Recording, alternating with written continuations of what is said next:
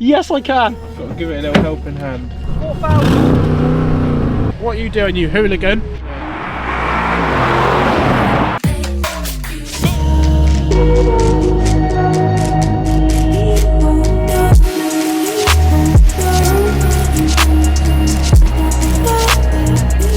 Right guys, welcome back to the channel, and in today's episode we've got a really cool one because we've got one of Audi's most expensive cars. It is the Audi Rs6, and Ollie's over there. What are we going to do today, Ollie? Well, today What? I feel like... Whoa. I feel like... Whoa. What are those shades? I had to get them out, mate, because this is a cool car. You guys need a cool dude. But seriously, today, this is one of my favourite cars. I've been waiting for the Rs6 for so long. I've had it for a while. I've tested all the features. But I want to talk to you today, not so much about the performance, because we know about that, but some of the lesser known features you get with this car. Plus, we'll take it on the UK roads and be honest with you as well. If that sounds good, then keep watching. Just to let you guys know, we release an episode every single Friday. Next week, we check out the brand new Nissan Juke Hybrid. So make sure you hit subscribe so you don't miss the episode. Let's talk history with the Rs6. It's evolved through 4 powerful generations.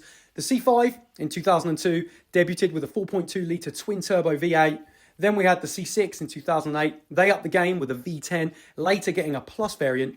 By the C7 in 2016, performance replaced Plus, and today's C8, 2020, Rs6 Avant and RS7 Sportback continue to push boundaries with even greater power. The Audi Rs6 is making its final stand with the Rs6 GT, a high-performance farewell to combustion.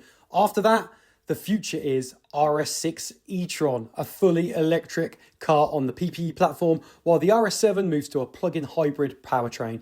The RS legacy evolves, one last roar, then full electrification. Okay, let's talk about some stats first, because the performance version is the only one you can get when you spec one on the website, and it's changed a little bit from the outgoing version, so they've upped the power. We're talking 30 brake horsepower more, so that's 621 brake horsepower. I know, 50 Newton meters more, so it's now 850 Newton meters. And how they've done that is they've slapped on 2 bigger turbos and they've increased the boost from 2.4 bar to 2.6 bar. It can do 0 to 62 in 3.4 seconds, which is insane thinking how heavy this car is, 2,175 kilograms. But it's not as heavy as it used to be. They've actually reduced quite a bit of weight. So they've saved with the new wheels they've got on, less kilograms there, and they've reduced a lot of the insulation from inside the car. So we've got reduced firewall, reduced materials inside the cabin and the rear, which allows you to get more of a pure noise from the exhaust and the engine. And Audi reckon they've saved up to 8 kilograms just from removing material inside the car. And that helps. Another change they've done with the performance variant than the outgoing one is they've made the center differential lighter and smaller, which again helps with the weight. And on top of that, the Quattro all-wheel drive system operates 40% front, 60% rear most of the time. However, you can have 85% up into the rear and then 75% on the front. So depending on what drive mode you're in, that'll shift that Quattro system. Now, the Audi Rs6 is a pretty niche vehicle. It's very expensive. The majority of us just can't afford it. So it makes it very hard to track the sales numbers. However, this is what I found out. Globally, it's likely sold around 100,000 to 110,000 Rs6s since 2002. In the UK, where the demand is strong, estimates suggest 10,000 to 15,000 units. With the C8 Rs6 still in production, those numbers are still set to grow. So one of the very cool features I think that help with the efficiency is the cylinder on demand feature you get with the Rs6. So the V8 can actually turn to a V4. It shuts off cylinders 2, 3, 5 and 8. If you are under 3,500 revs and you're driving moderately and pretty steady, then the engine software just shuts them off. And Audi say this can generate up to 20% of fuel savings, and you can 22.8 is what Audi say you can get for the combined MPG. Again, it's not great, is it? But you got to remember it's a 4 litre twin turbo V8. But the fact that that V8 can shut off and do V4, I've noticed that I've been getting 26 MPG, which is above what Audi state, and I actually think you could probably get more than that if you've got a little bit of a light foot, but it is hard because the car wants you to drive it. But let me know in the comments, any RS6 owners, what have you been getting with your MPG? Right, let's talk about this really ugly RS6. No, I'm just kidding. It's a lovely looking car, and I especially like the red. What do you think, Ollie? 'Cause I know you're a bit of an Audi fanboy. He absolutely loves I love an this Audi. car. Do you know what? When you look at this car and you look at any other car after this, it looks bland and basic. This has got wide arches, rear haunches, it's got carbon fibre. And watch this. Look at the light, this system. I'm gonna lock it, and then I'm gonna show you the lights in a moment. But you've got 12 segments across there that all light up. You've got HD LED matrix and laser lights underneath. Did you know laser lights shine up to 100,000, no, not 100, just 1,000 times brighter than normal HD? Watch this. That would be bright. Look at this. How good is that? That was a weird noise, wasn't it? These big oval pipes, these are great. And then Look at my what? Crouch down, look at my big oval pipe. Look at this. And I love this carbon fibre here. It's almost like it's sitting on a tray of some sort. I don't like that it's actually split there in two different bits. It'd be nice if it was one piece. You know, I am spending a lot of money for this car. It would. Just to give you an idea, let's have a look in here. You can get a fist in there. Yeah, Double pipe there. At the back, it looks really nice and mean, I think. Blacked out everything. These lights again, they look brilliant when you start it up. You've got those different segments. Black RS6 trim. It does look lovely, but let's start a little war here. What, you have an M5 Touring or RS6? I'm having this, and I'll tell you what, M5 lovers are going to get this as well. BMW people will get this over that, and I'll tell you why. These carbon mirrors, they look fancy, yeah, but they could have like maybe changed the shape or something just to make them a little bit more sporty. Not sure about these radar systems. I feel like they ruin the flow of the front grille. You'll have to let us know what you think in the comments down below. You also get mild hybrid tech with this RS6, and what that means is you've got a 48 volt hybrid tech that can turn off the engine as you are going, and you don't notice it all the time. When I notice it is when I'm just coming up to traffic lights, I lift off and it cuts off before I actually stop, or when I'm on the motorway and I lift off and I see my needle just drop, because the engine and the experience is so smooth you don't really notice it. But the fact that it can turn the engine off when you're doing speeds from 35 miles per hour all the way up to 99 miles per hour in that little range, the engine can shut off up to 40 seconds, allowing the car to coast, and then as soon as you put your foot on the accelerator, it clicks back on. That helps with the efficiency. And to prove a point today that this car can be quite efficient, I'm going to reset the trip right now. And then what we're going to do is at the end of our filming day, I'm going to tell you exactly what we're getting. One really cool gadget that I love, I'm a massive gadget geek. This has got night vision. I've got it on right now, even though we're not in night time. But when you do see a person or an animal, it highlights it in yellow. So it just makes you so much more aware. Now, I think you get that with the Tour Pack, which is £4,000. And I know it's a little bit novelty, I guess, but I have noticed it works so well. Is night vision something you would spec? I would love to know, guys. Let me know in the comments. I think it's awesome. But, you know, £4,000 on the Tour Pack.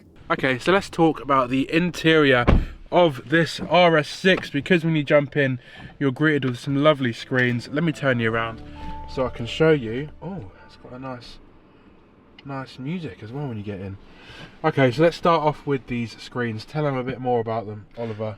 So we've got, if you're used to the MMI infotainment system and you've been in other Audis, you'll see this infotainment screen. It's the same. I would like to see the updated one that we saw in Munich with the Q6, how it's new and two screens integrate into one.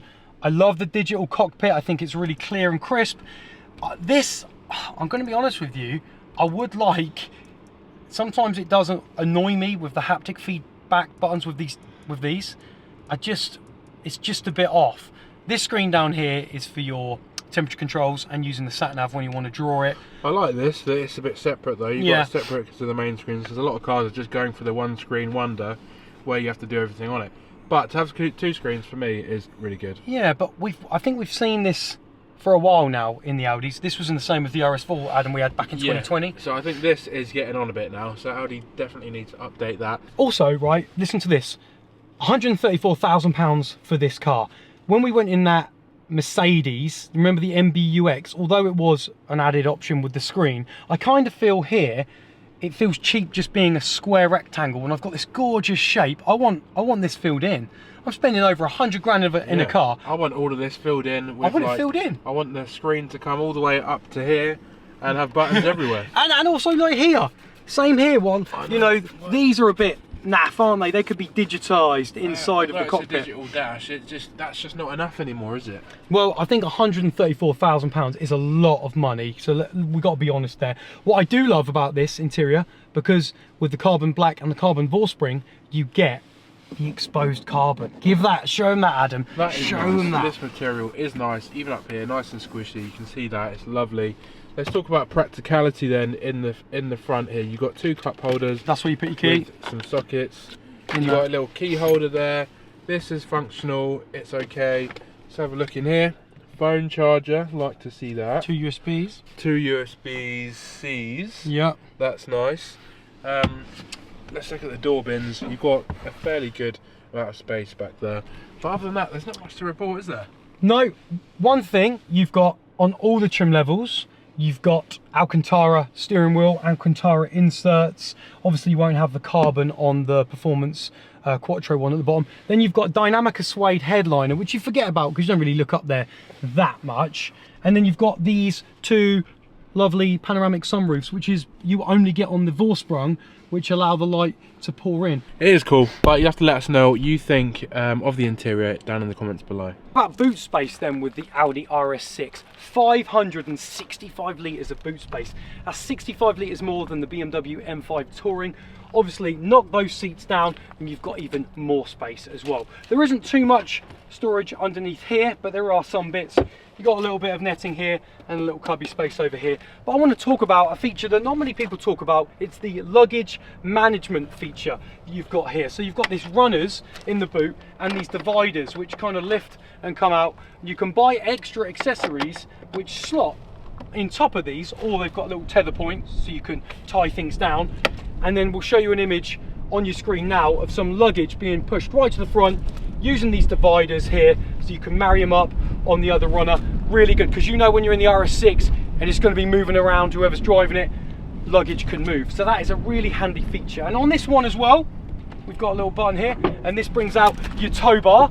You can tow 2,100 kilograms with this RS6. That's 100 kilograms more than the BMW M5 Touring. What I love is the RS button here. You've got 2 settings. We're going to get rid of the first one. We're going to go into the second one because the RS2 opens up the exhaust, makes everything go faster, dynamic. Now listen to the exhaust.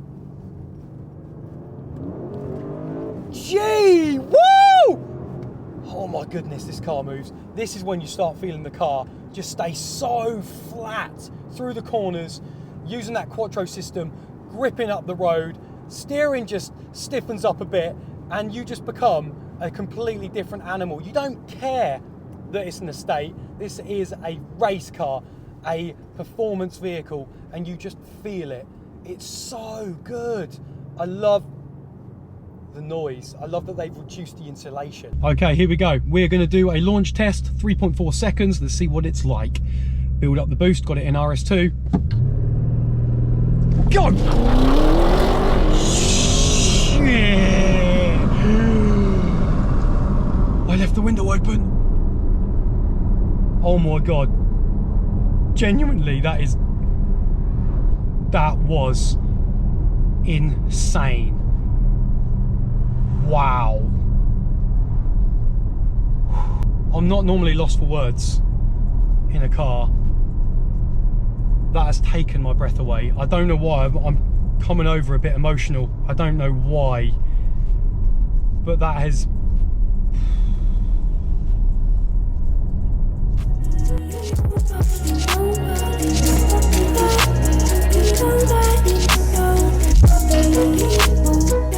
Some cool quirky gadgets you get with the RS6 as well. If you go onto your steering wheel and press the OK button when you're on your petrol display, you've got a number of options here. You've got sport display, so you've got G meter, your tyre press, pressure loss indicator, your power unit data. But the one I want to talk to you about is you can set lap times. Obviously you do that on a track, but you've also got an accelerator measurement. So I can do 0 to 60 miles per hour times 0 to 100, quarter mile and an eighth of a mile. I think that's really handy, especially if you're going to drag this car or do some fun bits on a private road, do a bit of a launch. I love that they've included that. So more gadgets I just want to talk to you about, and you can even change the colour display of your dials. Just kind of makes it a little bit more racy. However, it's quite bright and white, so I kind of turn it off and keep it more sort of minimalistic like that. Now, it's really important to find out what the comfort levels are like in a performance car in the rear. Adam, I've got you in the rear, talk to me. Okay, so let's review the back of the RS6 because it is what it's good for. It's made for carrying passengers. It's a long car. It's an estate. So let's talk about it. First of all, the ride, you can tell the wheels are big on this car. It does throw you around a little bit, but what I can say is when you're going fast over those suspension, over the lumps and bumps in the road, the suspension does do quite a good job. Seat in position for me is a little bit upright, but the seats themselves are actually really comfortable. The leather is really soft and they sort of hug you from behind, so that's something I do quite like. And let me talk about the interior, what I'm looking at here. So the carbon's quite nice. This suede is really nice as well. You've also got ambient lighting in here when it's dark, which is lovely. In the back here, you've got like a nice little cluster of controls. You've got heated seats, which is really nice, and 2 USBs with your own controls for the vents, so that's really good. And let's have a look at these seats because they are really nice. I mean, it is what you'd expect from an Audi RS car, but they do still look really good. You'll have to let us know what you think in the comments down below. Okay, a few things I don't like, and this is going to be really picky, but hear me out. Number one, I actually find the steering wheel quite hard. I think I would prefer a softer leather steering wheel because it's quite bony at the top and I can feel it. And when I'm gripping the steering wheel, when you're really putting the hammer down, my hands start to hurt. And you're probably thinking, oh, big baby. But you know, people with sensitive skin might care about that. So you don't really get an option of not having an Alcantara wheel, even on the bottom trim level. Also, I would like to see a flash of red on the RS button, because when I look down, everything's the same. And we know the RS badge has that rectangle filled in red. Or just make the whole thing red. I think that'll make that flush of colour, just make it pop. And again, there's a bit of a delay. When you're pressing the RS button, I want to get to RS2, right? And it's great they've given you an RS1, so you've got an extra customizable mode. But I want to get to the fastest button. I don't want to have to press it once and then twice. I mean, it did it pretty well that time. But sometimes there's a bit of a delay. And I want it to be bang, straight into that. So they're my little gripes with the car, I guess. I mean, they are, you know, very minor. But the steering wheel is quite ouchy. Oh, and also the paddles, they're so small. It's great that they're made out of aluminium. They got that really nice cold tactile feel when you put your hands on them. But I forget they're there. I want to use them every now and again, but because they're so small, just kind of playing peekaboo over the wheel, I think they could make the paddles a lot bigger. Okay, we spoke about the MPG earlier when I was talking about the 48 volt mild hybrid setup, and Audi says that it can do 22.8 MPG. We reset it, we're at the end of our filming day, and I've got 26.2. I was driving it a little bit lightly, we did a little bit of a launch in there, but I do think there is an argument that you could get that up to low 30s. I do think that. I'd love to know from real world owners what you guys get. I'm going to go to the long-term memory, and that's over 9 hours and 23 minutes of driving over 158 miles, and that's averaging 16.1 mpg, which isn't the best, is it? But again, I think there's an argument there that this car could be efficient if you are an absolute granny with the driving. But let me know what you guys are getting in the comments. Right, so that's been our episode on this RS6, and what can we tell you about it? Well, I think it's a really nice car. Obviously the performance is really good, everyone knows that. You can watch every review and they always rave about it, but I think the features that we have found have been pretty good. What do you think? What's your verdict then, Ollie? Would you have one? I would. I'm in love with the car. If I was a multi-millionaire, I would have one. I'm in love with the car. I think, genuinely, what would you have over this RS6? I know we spoke about those brilliant efficiency features and some of the lesser known facts that not everyone knows about the car. If you are someone that did know, or you know something else, let us know in the comments about the RS6, what you think about it. As always, if you like the episode, throw us a like, get subbed to Car Chat TV, and we will see you on the next one. If you've made it this far, thank you ever so much for watching. I've just popped up 2 more videos on your screen that you also may like. If you do watch one, let me know what you think.